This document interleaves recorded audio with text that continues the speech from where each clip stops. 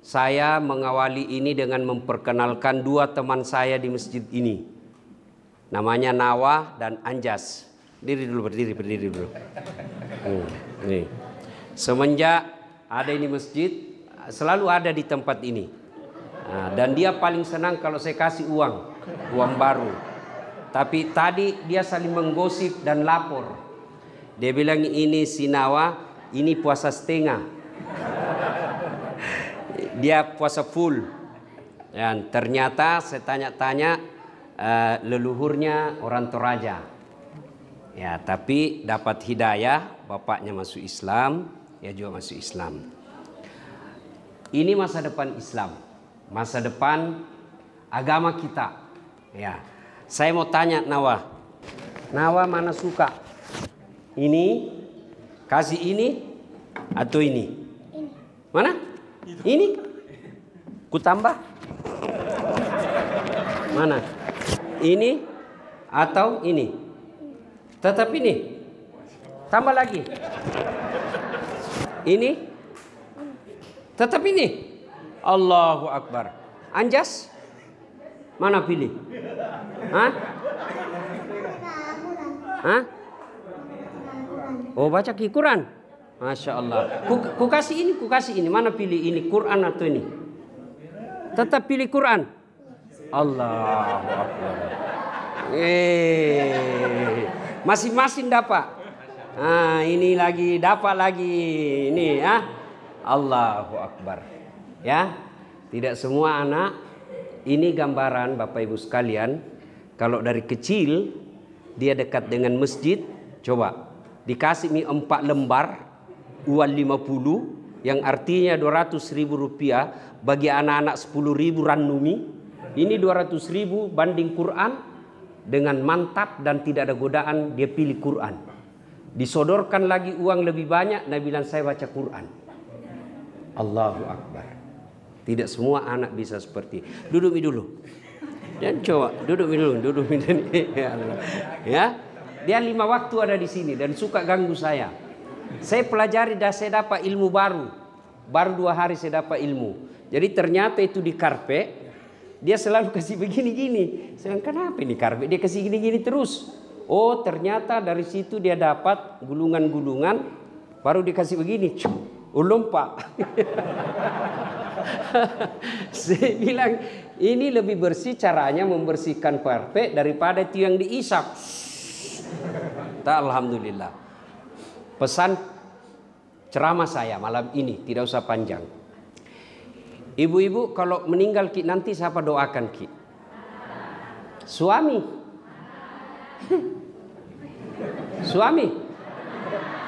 Suami Bu.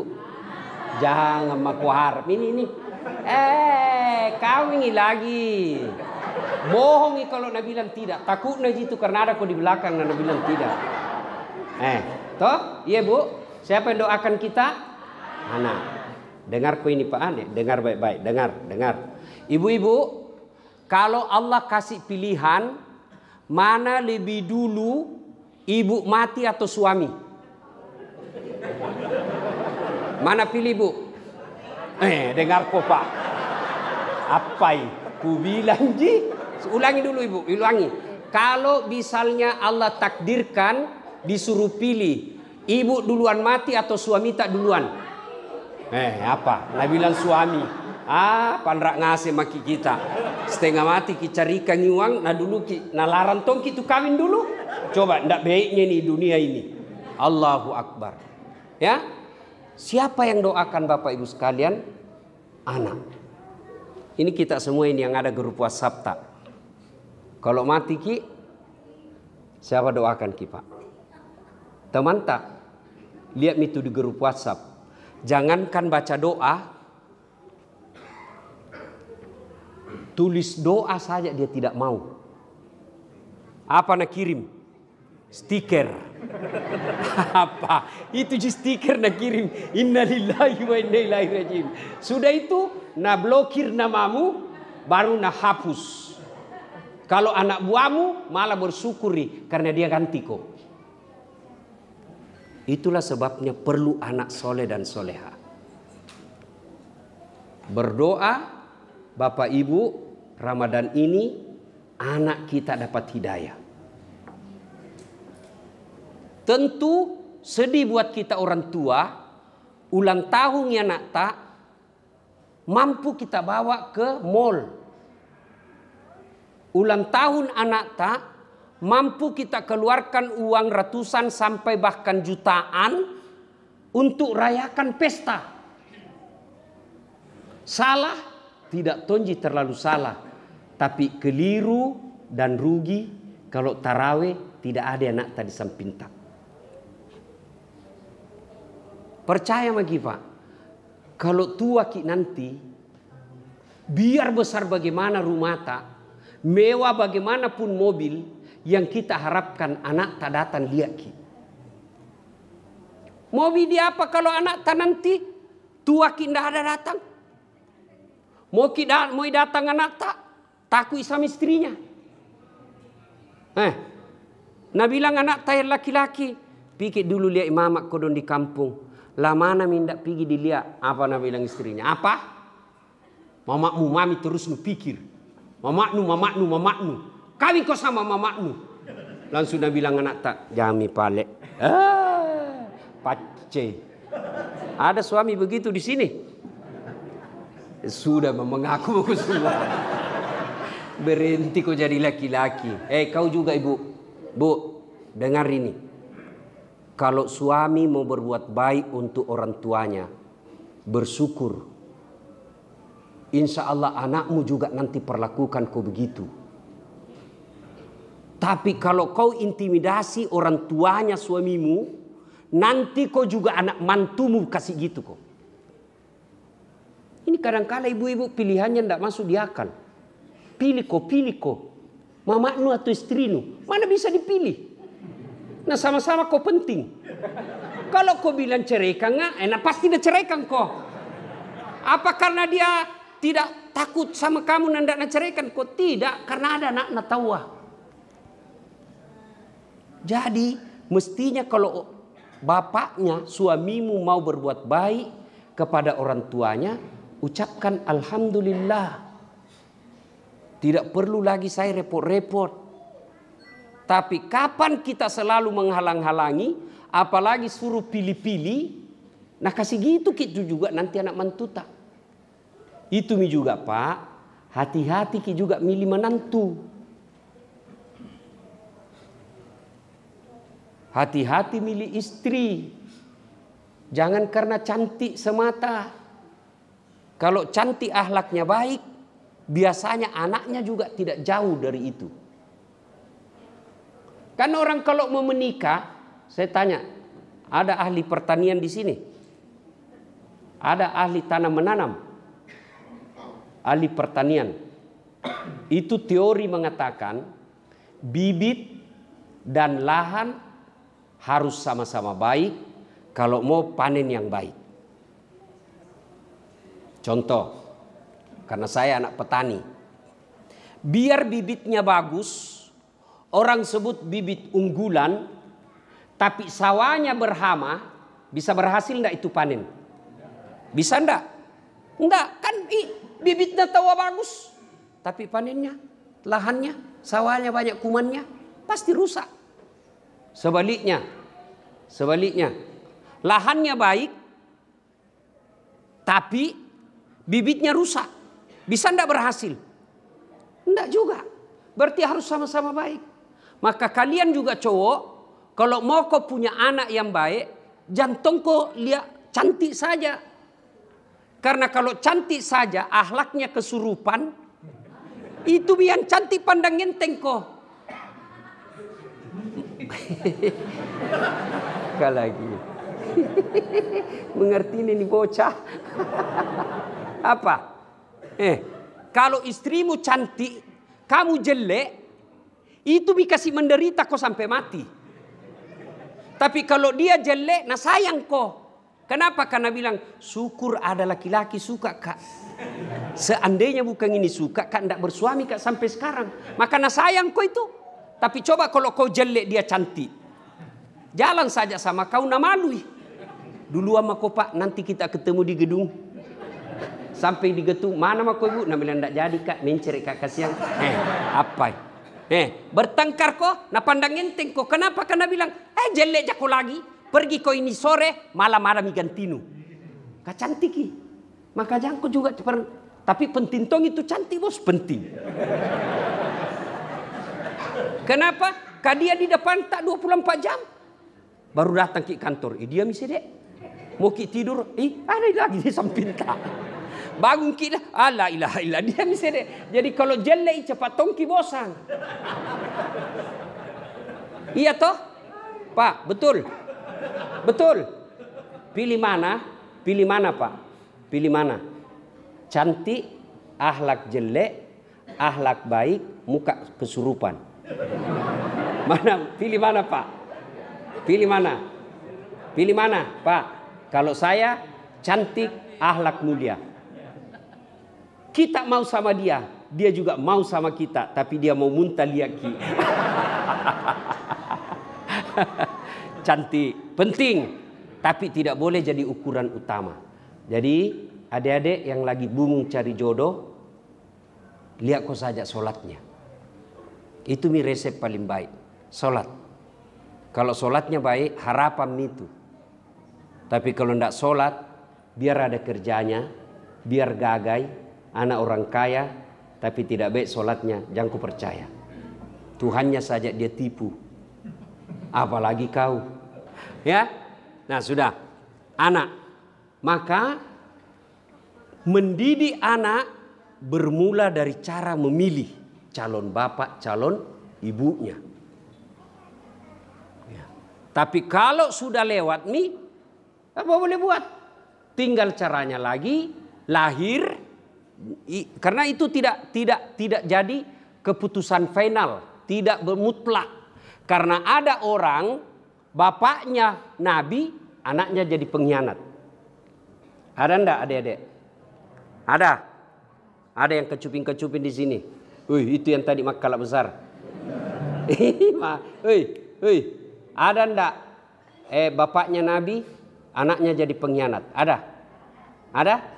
Ku kasih kau hadiah kalau cocok jawabanmu. Ada? Ada? Oh tidak ada, enggak jadi. Ya? Ada deh, ada. Namanya Nabi Nuh. Ya? Itu bapaknya Nabi, tapi anaknya pengkhianat. Ya. Ada ndak yang bapaknya pengkhianat, nyembah berhala, tapi anaknya jadi Nabi? Siapa? Sini kau kasih kau hadiah. Cepat kau sini kau. Cepat kau. Itu paling ganti sini siapa? Sini kau. Sini cepat kau habis waktu. Kasih masuk lagi kembali uangku itu. Cepat kau. Ya itu mau, enggak mau itu. Ya sini kau. Ya, diganti. Ya, sini. Itu ada lagi hikmah ini malam kita dapat. Nanti saya jelaskan. Siapa? Rahasia. Siapa? Rahasia. Saya enggak tanya namamu, bos.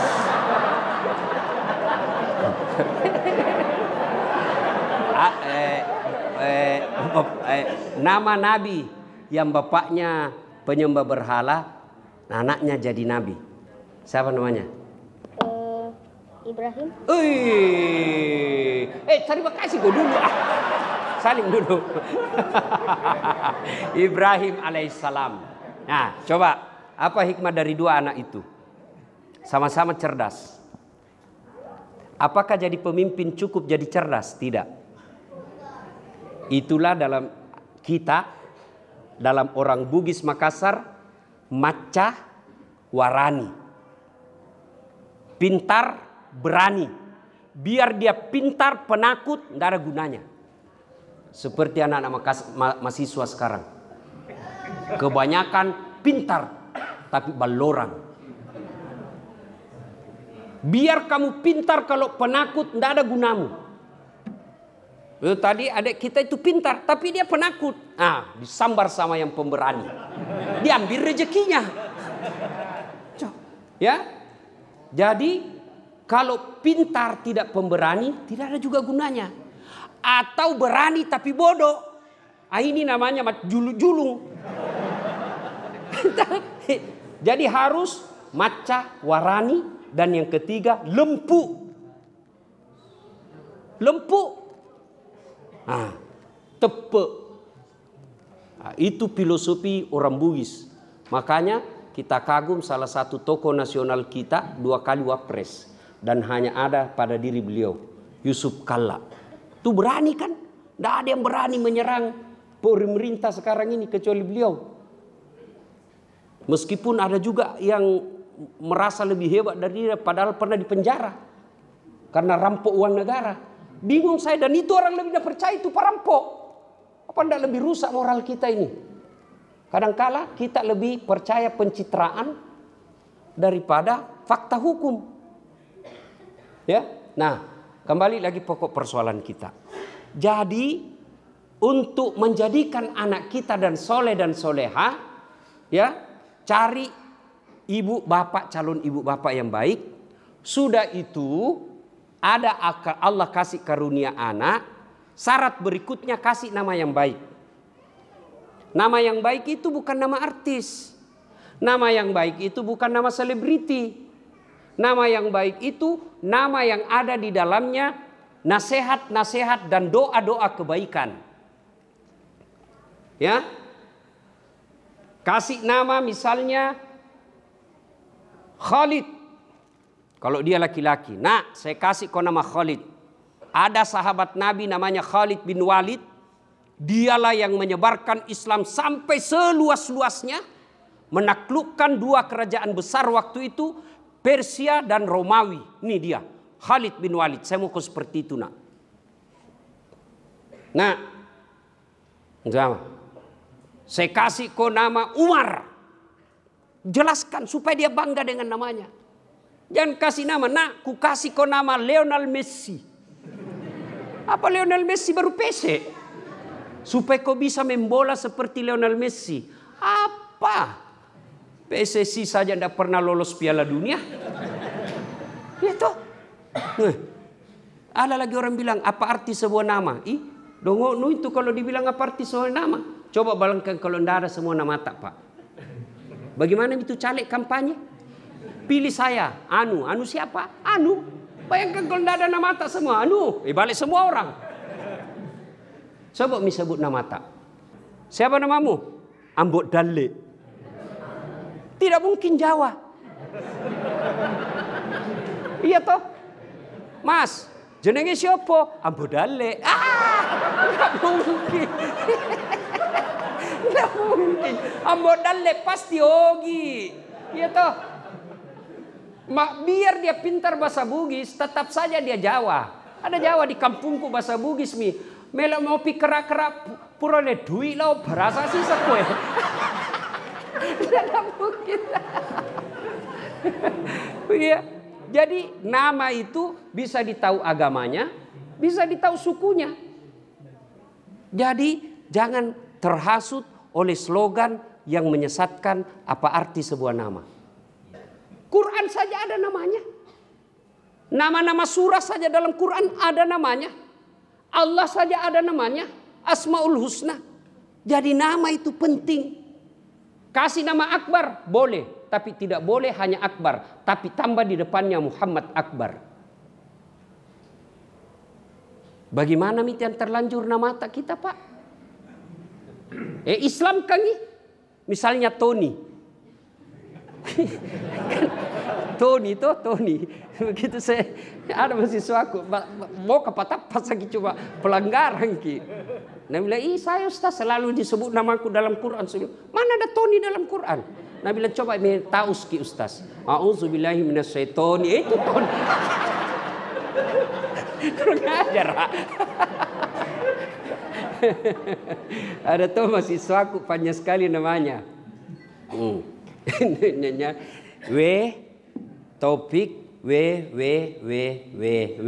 Saya bilang, tulis kau itu. Jangan kau singkat-singkat dipotongkan kau panjang dulu Ustaz. Tulis sih. Nah, bilang tidak mau absen. Tulis. Betul Pak, panjang mana Pak? Apa itu Taufik W. Wabillahi taufik wal hidayah.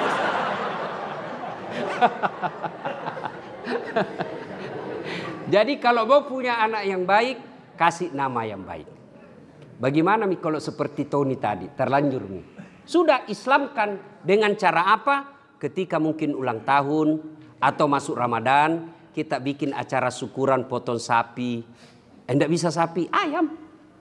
Ya ayam potong syukuran baru kita buat undangan mengislamkan nama saya. Dari mulai sekarang saya tambah namaku Muhammad Abdul Tony. Enggak nyambung, biar Mi yang penting selamat ki nanti. Karena di akhirat nanti itu Pak, nikio sere-sere ki. Dipanggil satu-satu itu orang nanti. Masih ingat waktu pemilu kemarin toh? Kan ngantri kita. Padahal 300 orang di satu TPS. Jadi kalau ada lebih 301 TPS pasti curi suara orang di situ. Itu sudah pasti karena aturannya cuma 300. Nah, 300 jaki di situ TPS, ngantri itu sampai sore. Padahal ada tendanya. Dikasih gula-gula. Masih ada AC, masih setengah mati ngantri par 300. Bagaimana itu nanti di akhirat 1 jiloket? Berapa triliun manusia dari Adam sampai kiamat? Bayangkan itu Pak. Ada mi di situ Cina, ada mi Belanda, ada mi Hong Kong, ada mi Taiwan, ada Indonesia, ada India, ada Sahrul Khan, ada semua mi di situ. Dan orang dipanggil satu-satu. Kenapa? Karena satu ji Tuhan. Orang coblos Pak. Satu Indonesia satu loket. Satu ji loket nah satu Indonesia kurang lebih 300 juta bisa dibayangkan berbulan-bulan baru selesai. Ini bertriliun manusia satu loket dan matahari pada saat itu seolah-olah panasnya tinggal 1 jangkal. Siapa dulu yang dipanggil? Bukan mereka yang duluan mati, bukan. Siapa dulu yang dipanggil? Umat Islam dulu. Umat Islam saja berapa? Siapa umat Islam dipanggil? Nenek tayang Islam? Tidak. Siapa dulu? Nama-nama Islam dulu. Di situ mi pentingnya nama tak. Dipanggil kita tapi di belakang panraton jaki. Dipanggil satu-satu. Siapa dulu yang dipanggil? Abdul Jabbar, Abdul Rahman, Siti Fatimah, Aisyah, Muhammad Bari, Das'ad Latif. Itu semua dipanggil. Ya kata lewat-lewat sih kalau saya ceramah baru saya dibokok bos. Ya kan? Dipanggil toh? Dipanggil dulu itu. Yang namanya Tony, Johnny, Mining, Ningsi, Rudy. Dibokok asing kok bos. Dipanggil kok juga tapi di belakang. Maka itulah salah satu kewajiban orang tua kepada anaknya memberi nama yang baik. Ya, ambut tuo. Ya, dipanggil juga. Tapi di belakang. Bapak-bapak yang baru menyadari malam ini, mudah-mudahan 1 Syawal nanti deklarasikan namaku kuislamkan, tambahi saja nama Muhammad. Tidak perlu robah SIM, tidak perlu perbaiki KTP karena KTP